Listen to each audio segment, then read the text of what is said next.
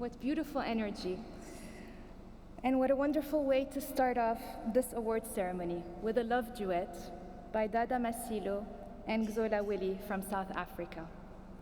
Your Majesties, Your Highnesses, Excellencies, dear friends, welcome to the 2018 Prince Claus Awards.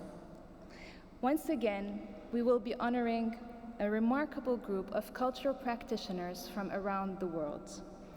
People and organizations who are making a difference in their own community and in the whole world.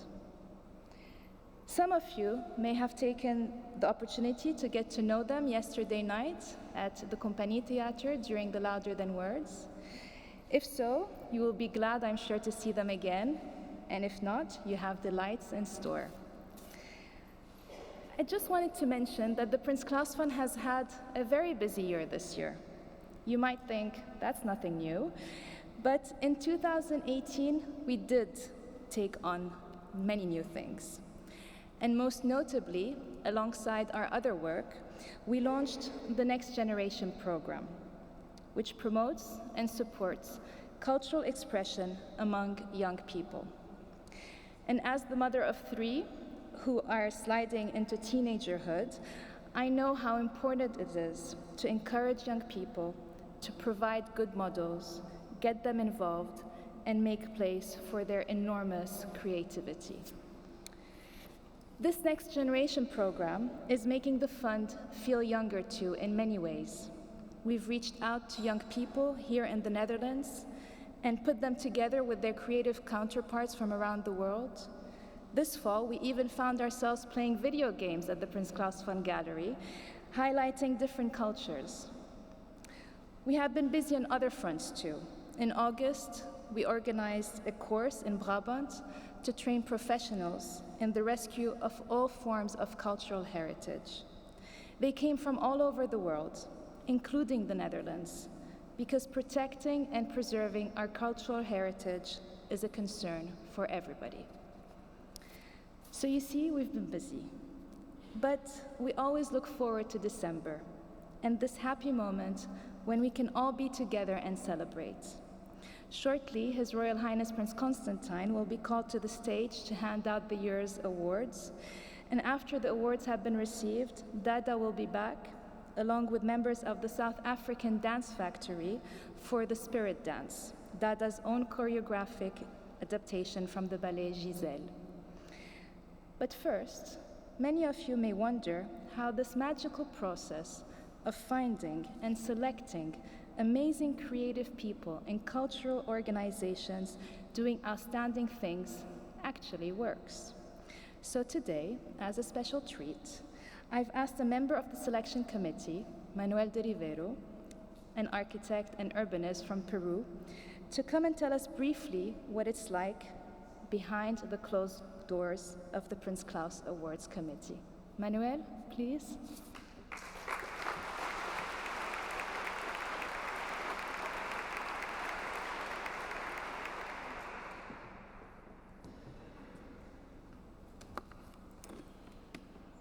Your Royal Highness, Excellencies, and dear friends from the Prince Claus Fund. It's a pleasure to be here. We usually are behind doors trying to find out which are the laureates for the year. I think the story needs to be understood from the beginning, and actually this starts October last year, when this extensive network of nominators from Prince Claus Fund submit those individuals or those institutions they think are worth enough some spotlight. So this year, there were 85 nominations from all over the place, 43 countries represented.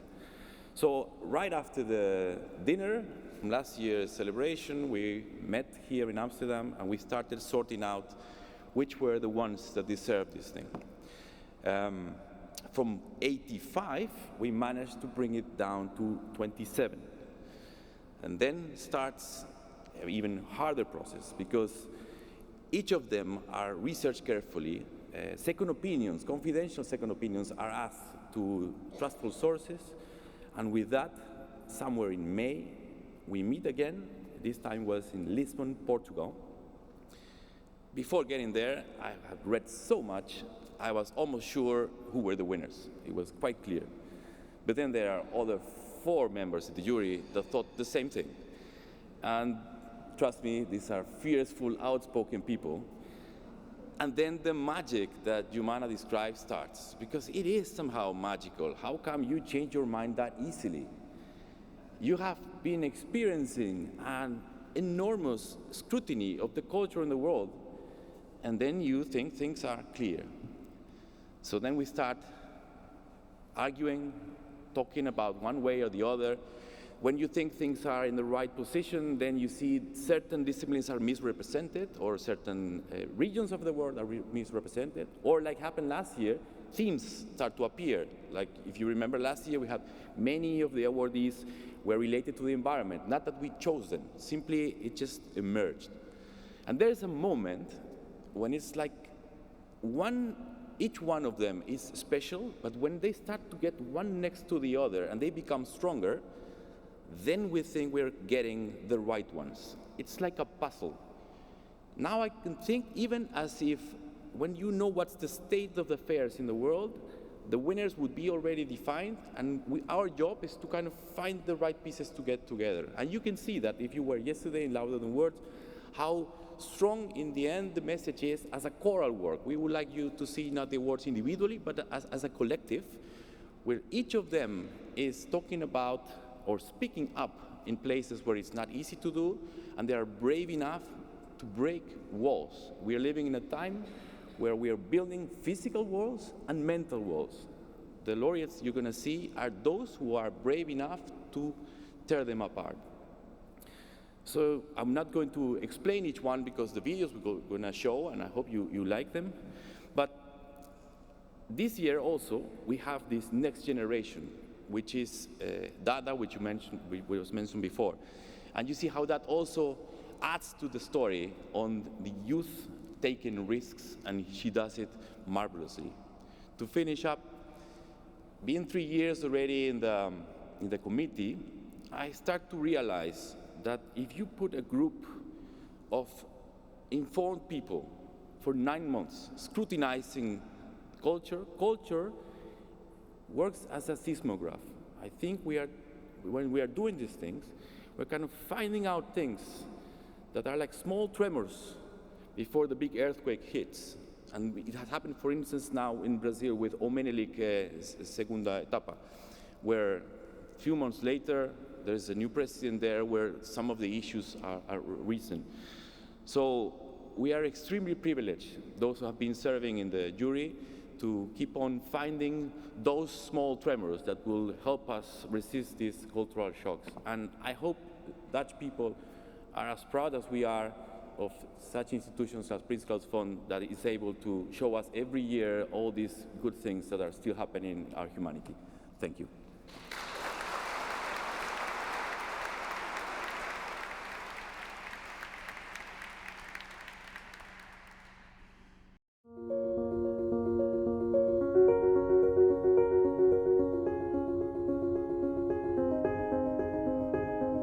Prince Claus Awards starts by reviewing more than 100 nominations from all over the place, from all kinds of disciplines, where we start seeing which ones are those who deserve recognition. We don't only look at the practice of these amazing candidates, we also try to think about the times we're living in and how to highlight it as well.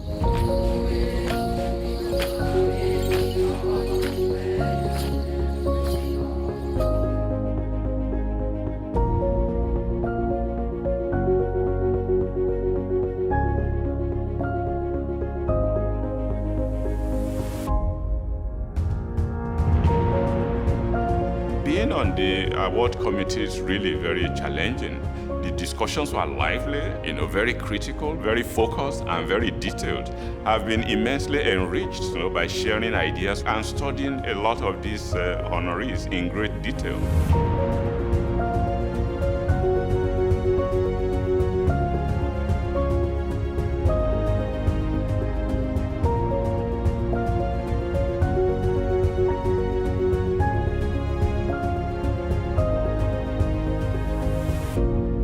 Claus Awards always surprise us on which nominations are there.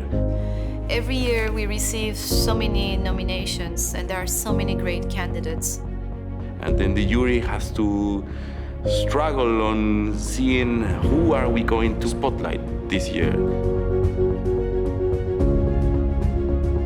There are many interesting people who deserve to be included in the Prince Claus Award, and I believe in the work of Prince Claus to help support and bring light to a lot of these important topics that surround us today.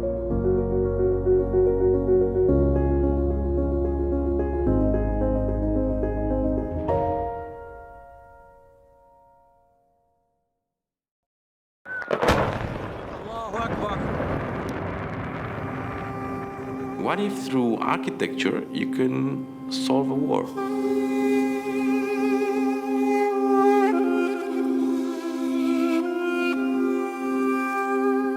Hi, my name is Marwa and I'm an architect. When I look at my destroyed city, of course I ask myself, what has led to this senseless war? There were many reasons, but I believe architecture plays a key role in whether a community crumbles or comes together. Marwa is a rather young urban thinker who's based in Homs in Syria. And what really struck us in her work is in the way she is tracing her experience of this horrible war and failed architecture. The traditional urbanism and architecture of our cities assured identity and belonging not by separation, but by intertwining. But over time, the ancient became worthless and the new coveted. Architecture became a way of differentiation, and communities started drifting apart from the very fabric that used to unite them. Architecture is not about building only. It's mainly about reflecting on space. Marwa shows beautifully that case. There is a neighborhood here in Homs that's called Baba that has been fully destroyed. Almost 2 years ago, I introduced this design into a UN Habitat competition for rebuilding it. The idea was to create an urban fabric inspired by a tree, capable of growing and spreading organically. It's far from perfect, obviously, but compare it with the freestanding, disconnected blocks proposed by the official project for rebuilding Baba. She has published this very interesting book called The Battle for Home, where she argues that communities have been segregated. So an idea that started for making cities healthier now has made societies sick. Although it was about a local story, which is the Syrian war and the role that built environment played in conflict, it has resonated with the global situation that cities all over the world are struggling with. After 8 years of war and a huge amount of destruction and loss, the general atmosphere and general approach is towards quick fixes. My work aspires to find solutions that can be sustainable and that can create an atmosphere and an environment that, instead of creating a new war, that could allow the growing of code for peace. The level of optimism she shows by thinking how to reconstruct, even though the war is still going on, it's a marvelous example of how culture is so important for the future of us. Ready, everybody? Box.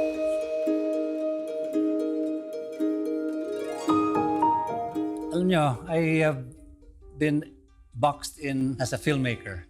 And actually, I do a lot of things. Kidlat Tahimik from the Philippines is one of those creative persons that is impossible to classify. He has made his life the way he really felt, with this creative force that is inside of him. He's simply an independent soul that finds any possible medium to transform the world. Kidlat Tahimik is most well known for his first film in the 1970s, Perfume Nightmare, which got the attention of Werner Herzog, Susan Sontag, Francis Ford Coppola, and really was a kickstart to his film career. His film Perfume Nightmare looks at the story of a jitney driver who wanted to be the first astronaut into space. Today I am still trying to make that final crossing to freedom. I am Kidlat Tahimik. I choose my vehicle and I can cross all bridges. His second film also talked about the first person to play the yo-yo on the moon. He can be classified as a ruthless rebel in the film world, who has created a dazzling and unique work without following conventional forms of production. He is really an artist who fights to preserve the history and memory of his country. My films have no scripts. My Cinematheque has no plans. Uy, wow! Masisi ka pa. Oh, next sequence. Lately, he has been working in his community, actually building spaces with whatever was at hand and just accepting it with the most beautiful optimism you can find. He's an advocate for environmental rights and created a ship looking at the history of Magellan and post-colonial Philippines. He created the cinema inside a ship that you climb in and explore. He's a very selfless, enthusiastic advocator of human rights and indigenous culture. I see Kidlat as someone from his generation in a pure state, where he has not conformed with what the world was, but has really done anything on his power to change it. I think Kidlat is an inspiration to a lot of young artists and filmmakers, and I think it's time that he got recognized for this part of his work, not just for his films.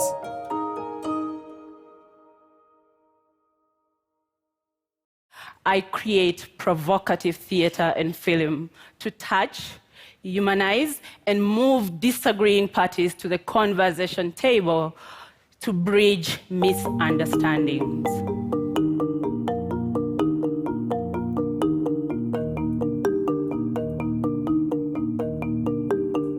Without a doubt, Judith Adong is leading a renaissance in Ugandan theater, drama, and performance. Her work is distinguished, by bold, fierce, very brave commitment to anti-discrimination, whether based on laws or culture or religion.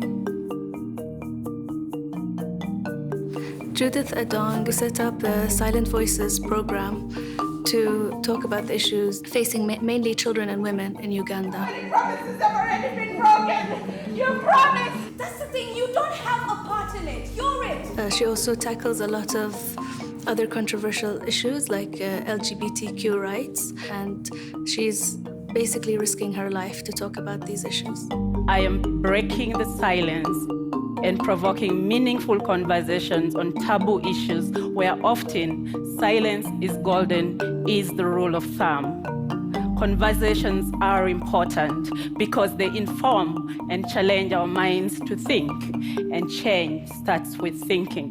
Dear sister, I want to go home! Very well then. You have wasted enough time here already as it is. Send your little sister home. What strikes me the most is the work she has done talking about the child soldiers of northern Uganda and looking at the psychology of the future of these child soldiers and how they are reintegrated into society. One of the things that has stayed with me is when during my northern Uganda tour of the play, a man approached me and introduced himself as a former rebel soldier of Joseph Kony. He saw himself in the actors on stage and saw the meaninglessness of his past actions. Adong performs a lot of her work in the indigenous language, which makes it reach a lot of the people and communicating directly and influencing change. So I say Share your truth. Listen to one another's truth. You will discover a more powerfully uniting truth in the middle ground.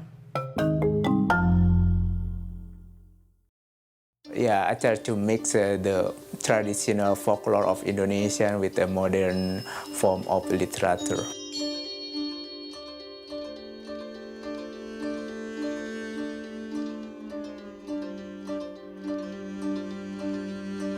Eka Kurniawan is a writer from Indonesia. He has produced a series of novels and short stories in the last year that are amazing in the way that you start reading it and immediately you get transported to this magical world where he's mixing reality with fantasy in a very fun way. He was influenced by his grandmother telling stories of haunted tales and folklores in their native town. So you can see the influence of that coming into his work, where he is using satire and lightheartedness to talk about issues of violence and genocide in Indonesia's past. Books like Beauty is a Wound are really fascinating to read for all kinds of people. At the same time, they are very particular to that place in the world. That makes him an extraordinary novelist. With acute historical intelligence, fantastical plot twists, expansive storytelling, uproarious humor, and lively irreverence page after page, Kurniawan's literary universe is a deep affirmation of the humanity of those shunted aside to the margins, the lowly, the excluded, the persecuted, who are in the majority. I really love his writing.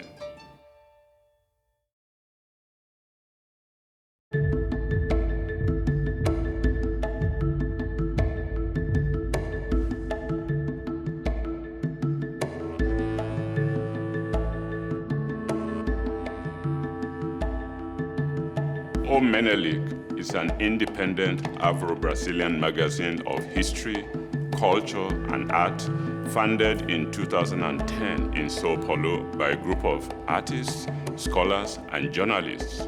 It is published quarterly and distributed free in cultural centers and at neighborhoods and community centers.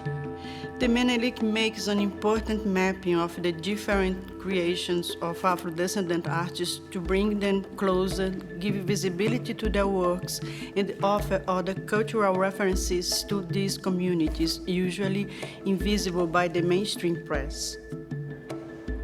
It's of great historical significance because it marks, the emergence of free Afro-Brazilian press. Its name is taken from the first black independent newspaper, Menelick, published first in 1915. That one survived just for 2 years, but Old Menelick too has survived for more, due wholly to the dedication and commitment of its founders. Como projeto que tem na sua essência o compromisso de contribuir para a formação de uma sociedade mais justa, respeitosa e plural. The publication used art as a way to make the struggle of Black people in Brazil seen and disseminated as a specific language created outside colonial and Eurocentric pattern and not seen as a naive.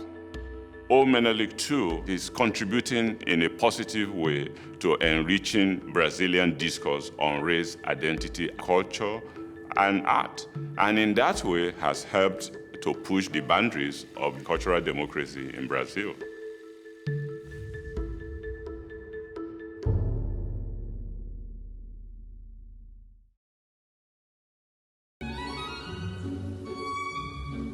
Society, we need to stop this thing of if you're doing something and I don't understand it, then I don't like it. I think that we should be living in a world of tolerance and not a world of discrimination because we fear something that we don't know.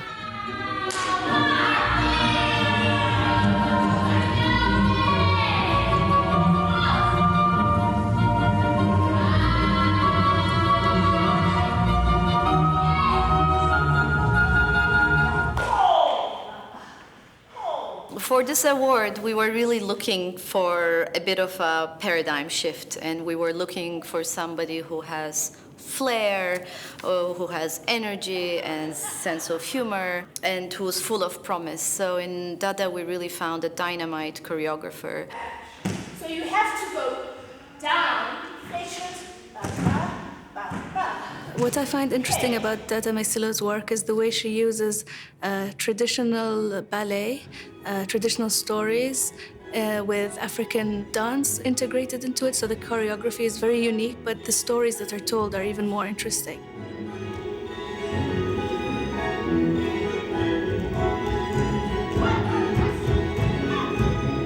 The way she takes the story of Swan Lake and switches things around to talk about current contemporary issues, and she uses these causes in her performances.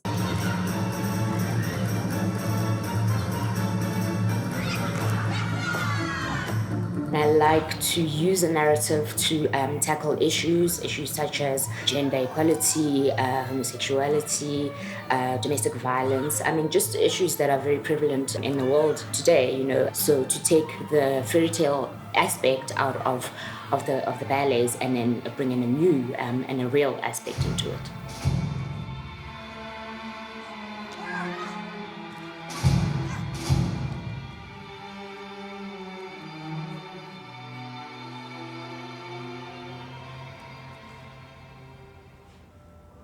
In her very inventive and creative revisions of classics, both of Africa and Europe, I'm reminded in a profoundly stimulating way of great writers like Wole Soyinka and Arthur Fugard. She's a powerful role model for the next generation.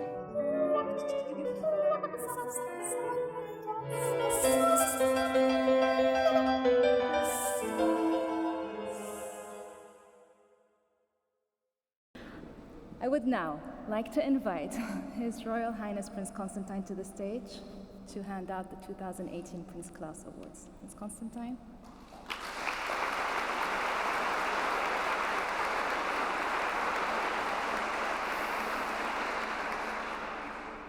Marwa al-Sabouni.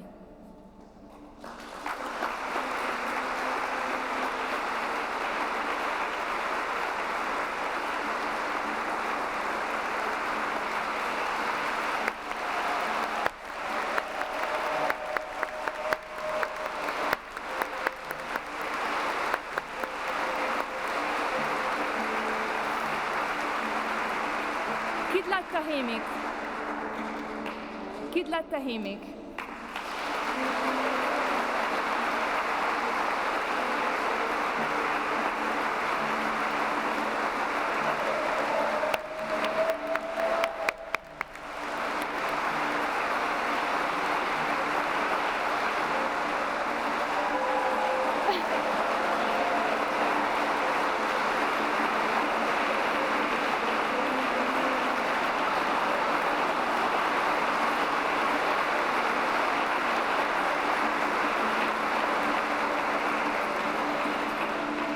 Adong Judith.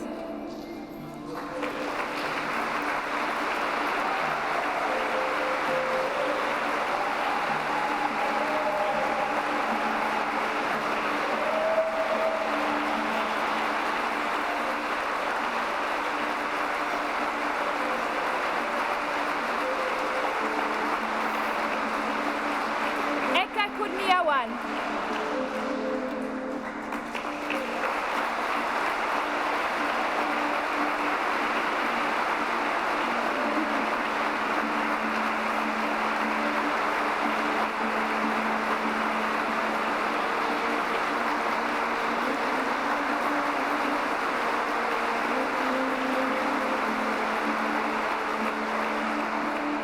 Menelick segundo atto.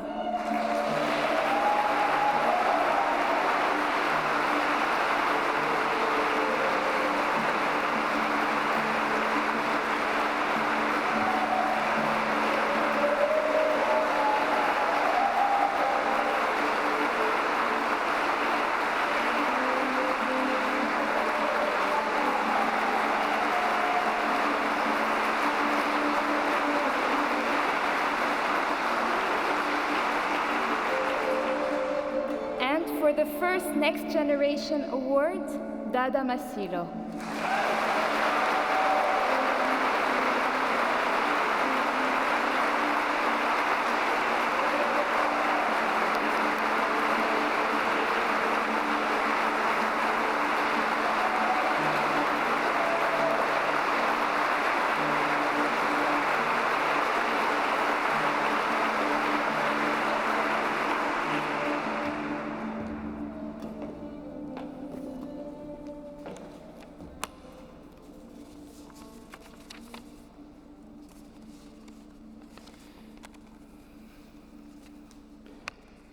Your Majesties, Highnesses, Excellencies, friends.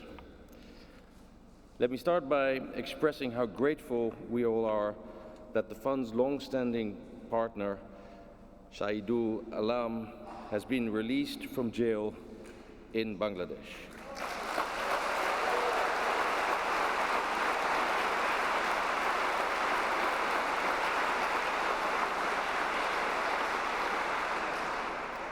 However, charges have not been dropped yet, so we will continue to follow his case with very close scrutiny. And some of you might know this story, but during a brainstorm on the future of the Prince Claus Fund, Shahidul challenged the Ministry of Foreign Affairs' idea that poverty relief should be the dominant criterion for development support and also as a guiding principle for the Prince Claus Fund, which means access to food, sanitation, and a dwelling. So he noted that life in prison would also fulfill these criteria. Obviously, the irony is that he did actually go to jail, which makes his plea for investing in civil society and culture as an essential part of development even more pertinent.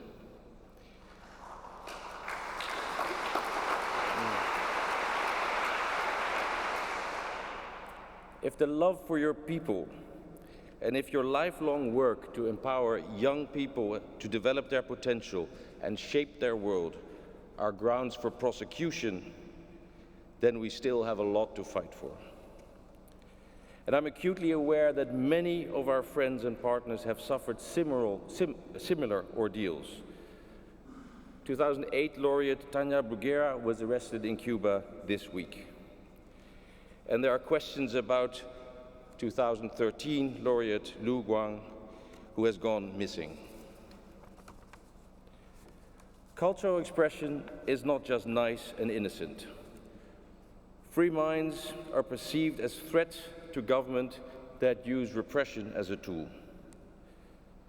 You provide the oxygen that they'd like to choke out of our societies. We cannot allow that hope is being put behind bars and civil society is being criminalized. The Prince Claus Funds exist to allow more people like Shahidul, Lu Guang, and Tanya Bruguera to prosper and to stop the clampdown on freedom of cultural expression. We believe in the power of culture and of people and organizations that help enrich our world in so many unimaginable ways. And to be clear, the fund is not an activist organization. It does, however, stand by those who pay a heavy price for holding up a mirror to society through their creativity, compassion, and engagement. Sadly, the trend seems to be against the celebration of cultural expression and free speech. Creeping anti-intellectualism is becoming a global issue and poses a serious threat to open society. Clamping down on culture as a force of identity, of progress, and of social awareness means threatening civilization itself. And not only are cultural practitioners being threatened, their impact seems to decrease in the overload of information, content, and social media. I'm also the patron of World Press Photo. And during the awards, I actually shared an important story on my social media account. And I only got one like, and whatever a like means in this context. The ironic thing was I shared, and I couldn't help myself, a photo of my Labrador puppy 2 days later, and I got 50 likes. What media can we then use, and languages can we speak to still move people?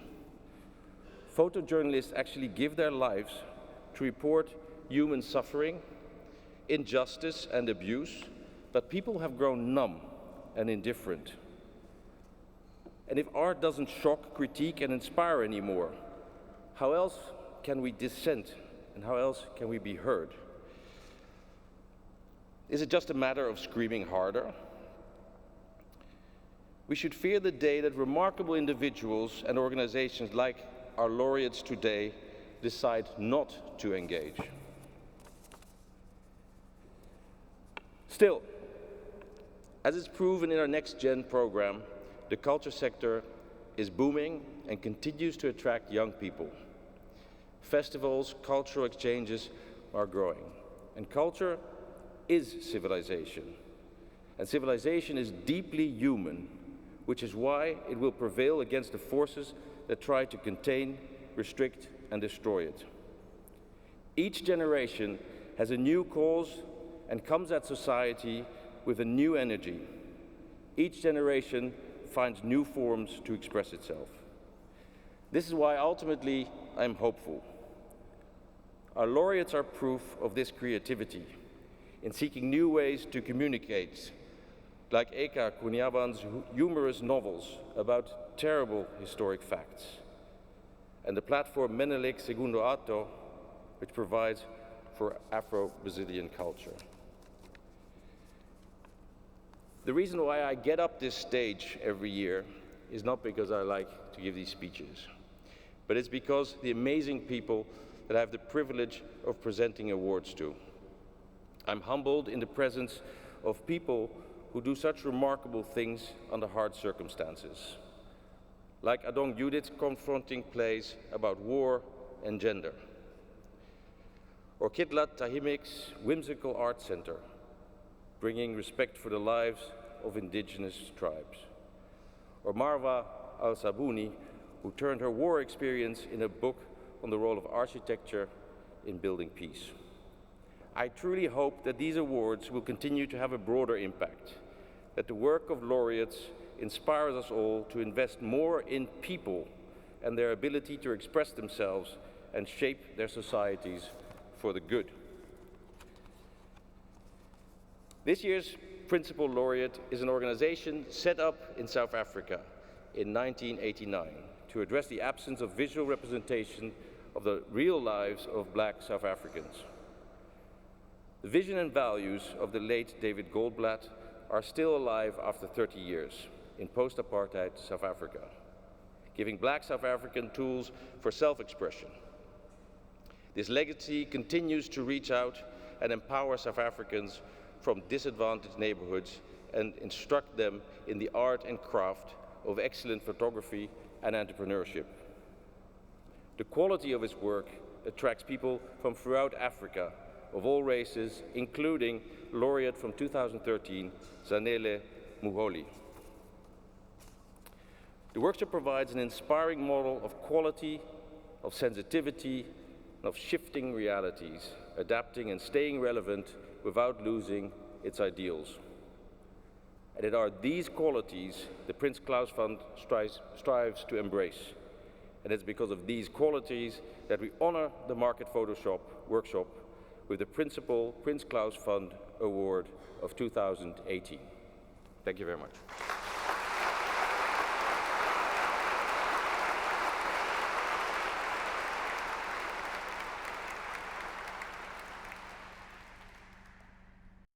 Market Photoshop was founded in 1989 by the world-renowned photographer David Goldblatt, together with a few other photographers of then.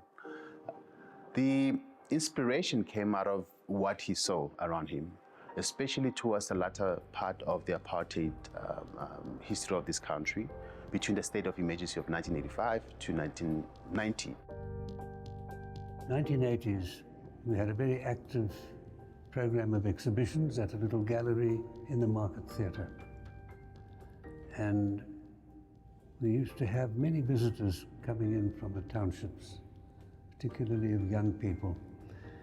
And they would ask lots of questions about the photographs, how they were made, and why they were made, and so on.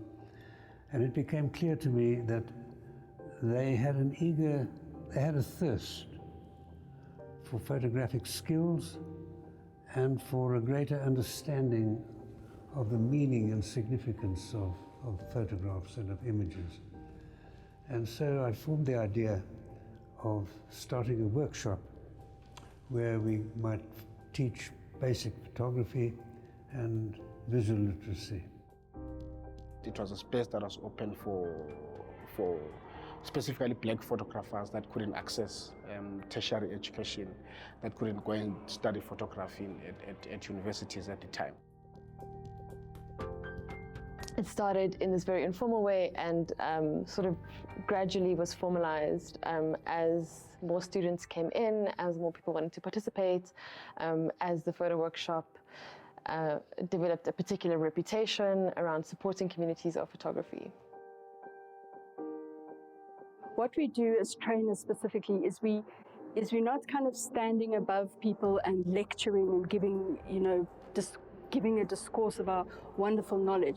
What we're actually doing is we're trying to very much work with people. So we workshop and we work around ideas and we work around things, and the kind of photographs people produce are definitely interesting because we work with the person. So the idea of workshop is where everybody is involved. The market is brilliant in the sense that they equipped us, literally equipped us with, all these amazing ways of connecting and getting our voice out there through our work, essentially. What I find really striking is also the dialogue and the transfer of knowledge that happens between the different generations of photographers in the School of Photography. So you really see that mentorship really matters between the older generation and the younger generation.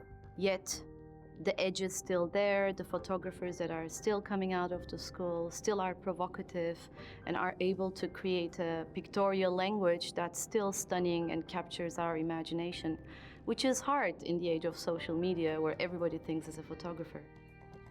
The digital world has moved faster than any other world, and people are constantly taking pictures every day. But what the Market Photo Workshop provides you is critical thinking to the images that you take. You don't just take images, you make images, and it gives you time to just look into what it is that you want to produce rather than just snap and go as things are just moving so fast.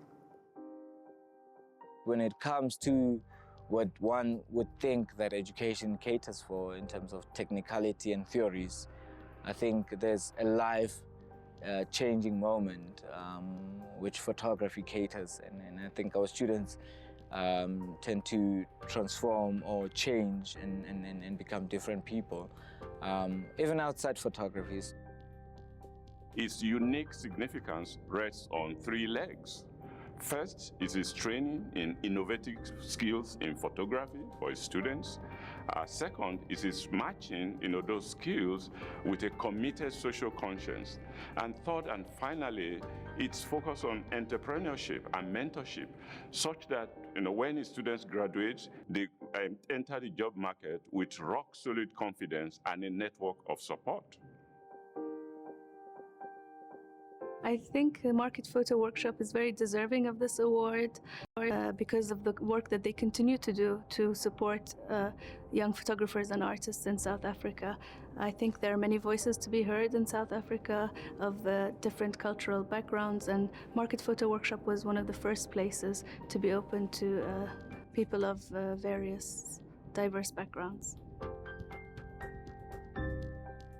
The award comes with funds, and these funds will therefore go towards prioritizing on establishing a photography resource center, which is biased towards Pan-African kind of way of thinking and structuring an archive that's accessible, an archive that can be used for development of new content, an archive for academic research, an archive for curatorial kind of activities, but archive for people to really just access and know about this post-apartheid South Africa, but also eventually an archive that can open itself up to the continent, to the histories of especially Black photography in this country, in the region, that we allow or create a platform for research to go beyond just the contemporary South African photography.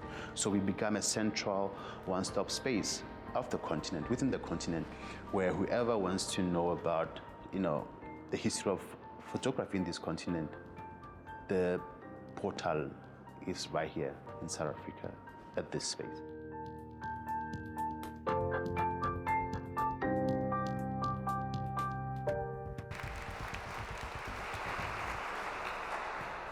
And now can I invite His Royal Highness Prince Constantijn together with Lekgeto Makola from the Market Photo Workshop for the handing over of the Principal Prince Claus Awards, please.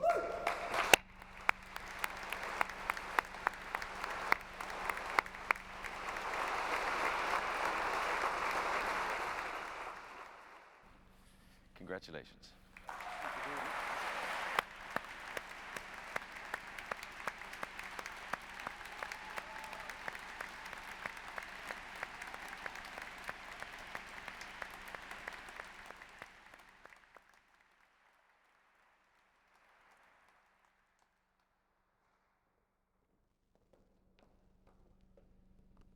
Amazing. Your Majesty, Your Royal Highness, Excellencies, amazing friends, being acknowledged as the 2018 Principal Prince Claus Laureate is by far the greatest accolade the Market Photo Workshop has received for the amazing and invaluable contributions from many creative practitioners that have interacted, contributed, funded, and have worked in this space for over 29 years of its existence. This prestigious award means that the Market Photo Workshop's footprint is also globally recognized for its photography and visual arts practice. We acknowledge the role played by many of our partners who have executed central role in our existence through funding linkages, collaborations, media and training relationships, stakeholder investments. This includes important support that the South African government has provided for infrastructural and operational funding through the Department of Arts and Culture, which has led to the Market Photo Workshop's success to provide visionary education and training opportunity for a broad constituency of learners and trainees. We thank the students, alumni, and participants in our programs who have gone out into the world and impacted positively on perceptions and goals for driving social change. Without them, the intended impact of the mission and vision of the Market Photo Workshop will never be realized. The past and current staff and trainers of the Market Photo Workshop are acknowledged for their commitment, which ensures that the recognition of the space grows with comprehensive and relevant curriculum, recruitment of diverse students, and the successful collaborations conducted with various partners organizations. The Market Photo Workshop has an ambitious plan to expand in all areas of operations over the long term. For many years, its vision has been supported by embassies, foundations, philanthropy organizations. The Prince Claus Fund and this award will continue to support the Market Photo Workshop's brand to remain highly sought after and socially respected property, one that contributes significantly to the development of photographic conversations and towards building an international community that values human rights and social justice. Robalaka Kujo Buledi, thank you.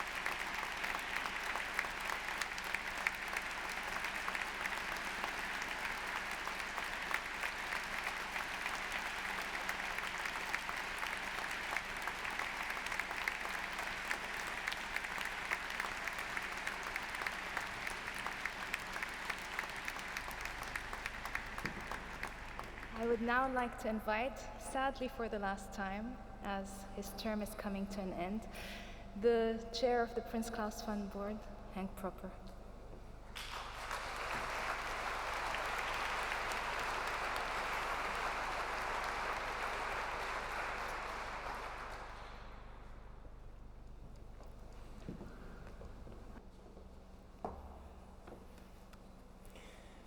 Your Majesties, Your Royal Highnesses, Excellencies, dear friends and laureates of the Prince Claus Fund.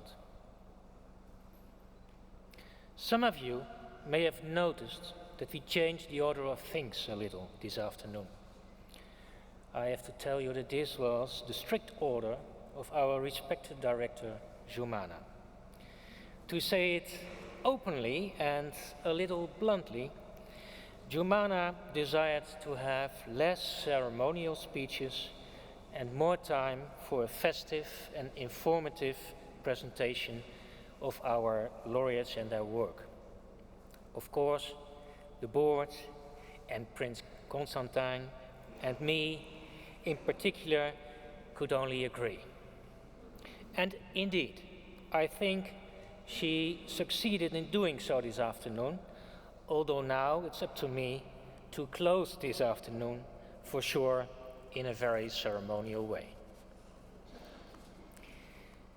Now, what I would like to say this afternoon is frankly this, and I think that most of us will think alike, that there is something miraculous in the working of art, the working of you, artists, a force that no critic can fully describe, a force that nobody can deny, and I would like to thank you for that. The idea that artistic expression touches us, engages us in many different ways, is certainly not surprising, not new, and yet each and every time we come together here in this palace, we are struck by a light that is not blinding, but that is opening our eyes, that is illuminating our minds, and that makes us understand, maybe just for a few moments, where to go, what decisions to make, what to do, what is really important. This also means that art and good journalism, as Prince Constantijn stated already, are not there to please. Art can be rather unpleasant, can sometimes even hurt the ideas, the traditions people cherish. One of the privileges of being connected to the Prince Claus Fund is being in the position to hear many different stories from many different people and countries. This is indeed a privilege if one has developed the faculty of listening. Doing this, listening instead of telling, explaining, showing your knowledge, your ideas, your understanding can be difficult, as we all know. To sharpen your ideas and understanding, on the other hand, it is not only wise and even practical, it's also a sort of relief. And as I experienced during the years, an attitude that is a source of hope. When I try to remember the messages that I put in my ceremonial speeches the last few years, I see certainly a common thread. I see a line of growing pessimism about political developments and the political reality of today, not to speak about climate change, and in that perspective, the growing and necessary role of our fund. But when I speak to my children, both students at the university now, they see the reality of today in a totally different perspective. Unlike me, they don't sense the shadow of the Second World War hanging over us as a filter that stipulates what is right and wrong and in between. They don't feel the strange and strangely attractive freedom of the 60s. They don't embrace the idea of one decade, the 90s, that history had come to an end. The enthusiasm about it, the unbelief with others. They see the actual climate as it is, in itself, without any historical parallel or comparison. It's not that they don't know about it. They didn't experience it. They feel no burden. They know that they have to act now in a given situation, and they are hopeful, not pessimistic at all. They act with the material they have, responding to the reality of today, hopeful that with their effort some change is possible. And this is in essence exactly what our fund is doing, supporting the work, the vision, the effort of so many people in so many countries, the remarkable laureates of today. I'm really stunned by the quality of your work, the often daring choices you make. This is the 6th time now that I'm standing here, and it will be my last time in my role as chair of the board. I will be short about this. I've experienced beautiful things over the years. I had the chance to meet so many wonderful people. In one of my speeches, I alluded to the works of the philosopher Emmanuel Levinas, who tried to think about cultural interaction and the need to see each other not as different, not as the other, but as a person with a face. The most wonderful thing I will remember of my years with you all is that I have met lots of people with a face. This was not so much my merit, but yours.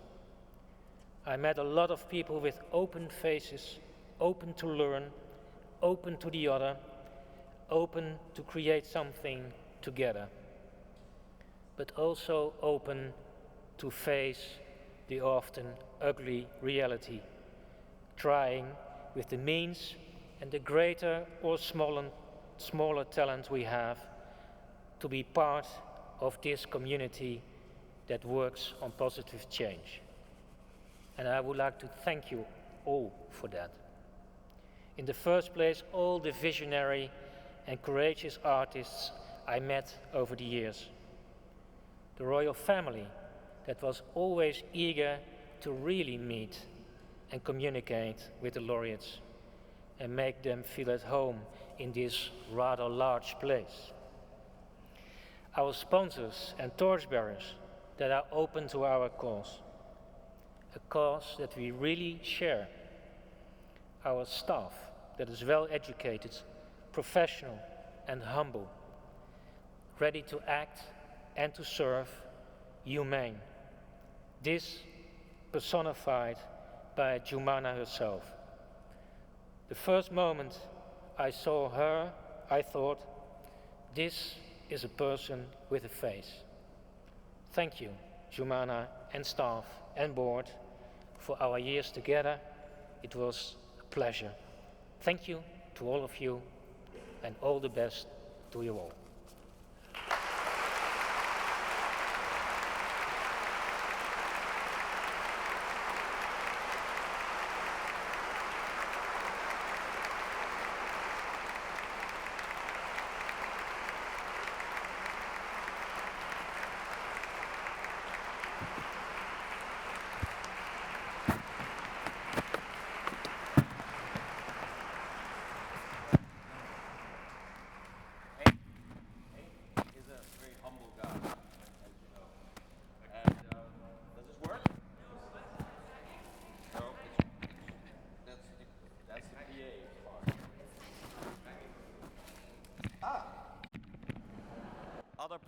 Other parts of my body were talking to you.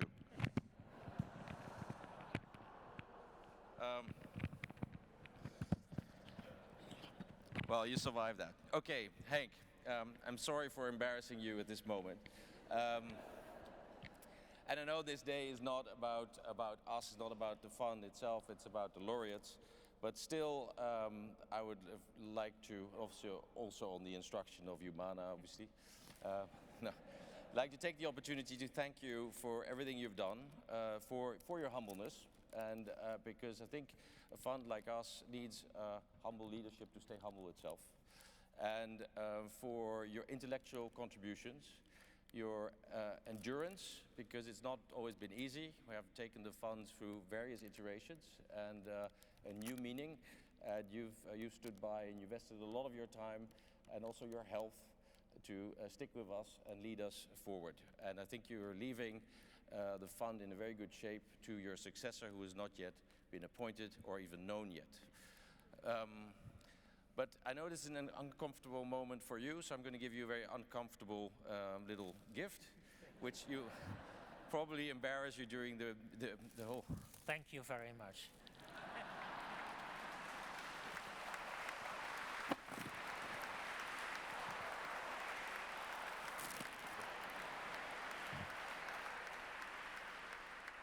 It's this assertiveness which is really not appreciated.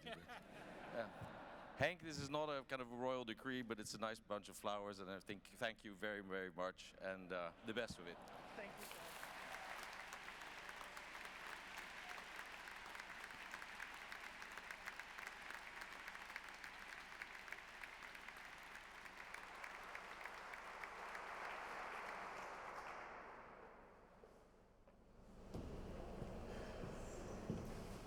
Seriously, I'm not that bad, huh? Really. Thank you, Hank. Thank you, Prince Constantijn, for these beautiful words.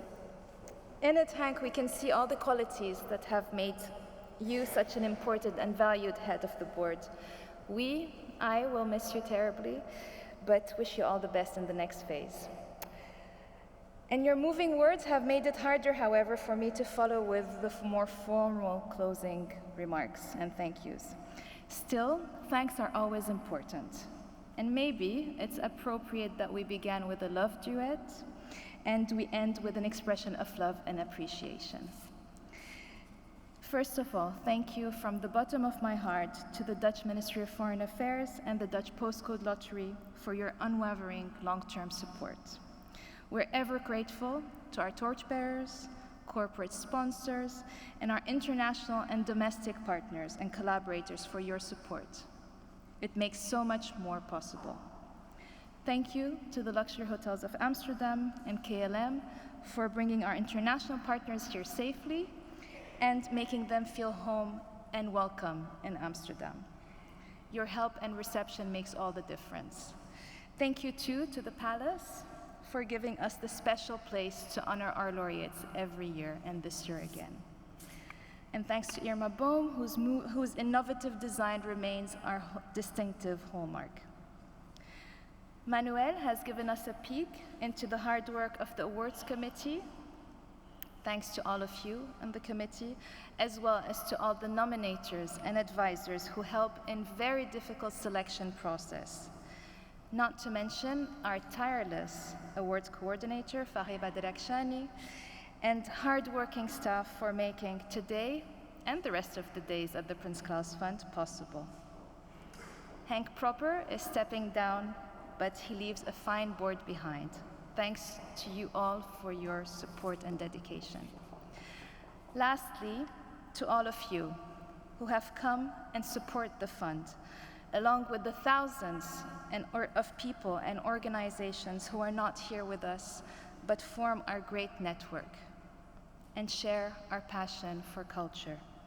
To you all, a deeply heartfelt thank you.